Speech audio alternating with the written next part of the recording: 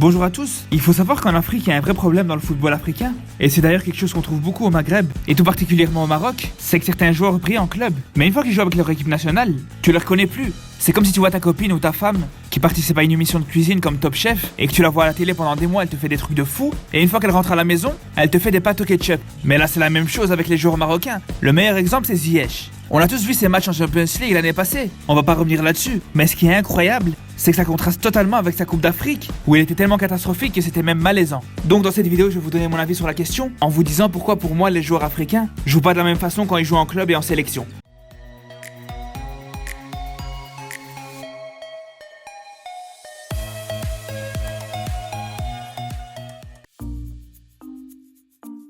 La première raison, c'est qu'il faut savoir une chose, c'est que peu importe le joueur, tu le verras très rarement jouer aussi bien en club qu'en sélection. D'ailleurs, c'est simple, même le meilleur joueur du monde n'est pas aussi performant avec son équipe nationale qu'avec son club. Et c'est tout à fait normal. C'est dans leur club que les joueurs travaillent quasiment toute l'année. C'est là où ils s'entraînent. Toute l'année, son entraîneur en club, il aura qu'un objectif par rapport à son joueur, c'est de le programmer pour qu'il soit le plus optimal possible, uniquement avec le club et pas avec la sélection. Pour vous donner un exemple à ma façon, c'est comme si tu prends un médecin spécialisé en ophtalmologie et que pendant des années il travaille seulement dans les yeux et qu'un jour tu lui demandes d'opérer une jambe. Bon, c'est vrai que là je caricature un petit peu, mais c'est un petit peu la même chose pour un footballeur. Dans son club, il évolue dans un dispositif où il a l'habitude de jouer, avec des coéquipiers qu'il côtoie tous les jours, et qu'il connaît par cœur. Donc il est dans les meilleures conditions pour être au maximum de ses capacités. Par contre, quand il joue en équipe nationale, il sort totalement de sa zone de confort. Il joue avec des joueurs qu'il connaît beaucoup moins, dans des dispositifs où il est peut-être moins à l'aise. Donc c'est pour ça qu'il faudra pas forcément s'attendre à ce qu'il soit à 100%. Du coup, quand tu vois un joueur qui joue en sélection, qui propose au moins 70 à 80% de ce qu'il montre en club, tu peux déjà être vraiment satisfait. Par contre, justement, s'il est en dessous, c'est qu'il y a d'autres raisons.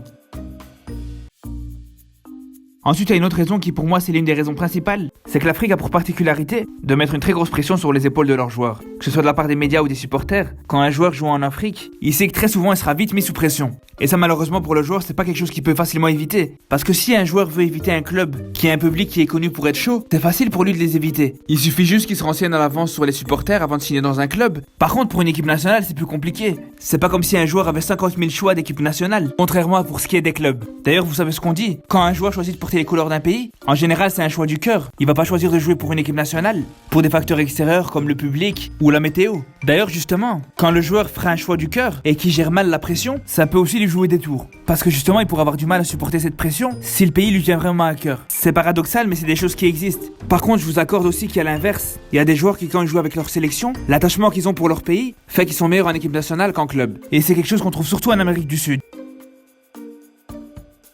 Ensuite, une raison très connue, c'est tout simplement les conditions difficiles en Afrique. Vous avez tous déjà entendu l'excuse de la chaleur ou encore de la qualité des terrains. Bon, c'est vrai que c'est un facteur à prendre en compte, surtout si le joueur joue son premier match en Afrique à 15h de l'après-midi sur un terrain en Gambie. Mais là où je suis pas trop fan de cette excuse, c'est qu'elle est souvent utilisée à tort et à travers. Parce qu'il faut arrêter, depuis des années, en Coupe d'Afrique, les terrains sont plus que corrects. Les terrains qu'on a pu voir en Égypte cette saison par exemple, ils étaient mieux que beaucoup de terrains en Ligue 1. Par contre, pour ce qui est de la chaleur, faut arrêter. Il y a des Marocains, on dirait, ils croient que les Noirs africains, eux, la chaleur, ça leur pose pas de problème.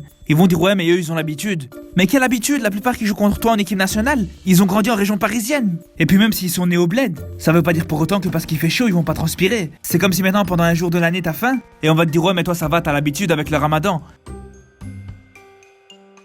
Ensuite, il y a une autre raison qu'on peut pas négliger, qui joue sur les performances des joueurs africains quand ils portent le maillot de leur sélection. Et c'est tout simplement le style de ce continent. Parce que pour rappel, dans la plupart des équipes nationales en Afrique, il y a une majorité de joueurs qui jouent en Europe. Du coup, les joueurs qui jouent dans des clubs européens, pour la plupart, ils ont aussi un style de jeu européanisé, si on peut dire. Et ça, encore une fois, c'est surtout le cas au Maghreb. Parce que sans vouloir caricaturer, faut dire ce qui est, le joueur type maghrébin, c'est un profil de joueur petit, technique, qui aime beaucoup toucher le ballon et qui est très mauvais dans les duels physiques. Alors que s'il y a bien un continent où la bataille physique est très importante, c'est bien le continent africain. Et ce manque d'impact physique de beaucoup de joueurs maghrébins, ça va vraiment jouer contre eux, surtout quand ils vont jouer contre des équipes qui sont beaucoup plus modestes techniquement, mais qui sont impressionnants physiquement. Et pour prendre l'exemple du Maroc, c'est pour ça qu'on a pu constater que les Lions de l'Atlas peuvent faire des très mauvais matchs contre des équipes supposées faibles comme le Bénin, mais qui peuvent impressionner tout le monde comme contre l'Espagne à la dernière Coupe du Monde. D'ailleurs, pour l'anecdote, regardez comment le défenseur central marocain s'est fait manger physiquement sur un corner quand le Bénin a marqué contre le Maroc à la dernière Coupe d'Afrique.